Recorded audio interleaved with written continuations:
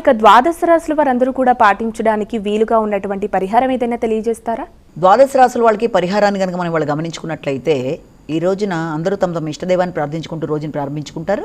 అలాగే దాంతోపాటుగా అవకాశం ఉన్నట్టయితే అమ్మవారికి సంబంధించిన శ్లోకాలు వినడం కానీ, అష్టోత్తరాలు కానీ, లక్ష్మీ అష్టోత్తరం మొదలైనవి చేసుకోవడం కానీ ఇవన్నీ కూడా చాలా చక్కటి ఫలితాలు ఇస్తాయి. కాబట్టి అవకాశం ఉన్న వాళ్ళైతే యొక్క వెంకటేశ్వర స్వామి దేవాలయాలు మొదలైన వాటికి వెళ్ళగలిగితే వెళ్ళడం, లేదా ఈ శ్లోకాలు మీరు చేసుకున్నా లేకపోతే మీరు విన్నా అన్నీ కూడా చక్కటి ఫలితాలు ఇస్తాయన్న విషయానికి మనం జ్ఞాపకం పెట్టుకోవాలి.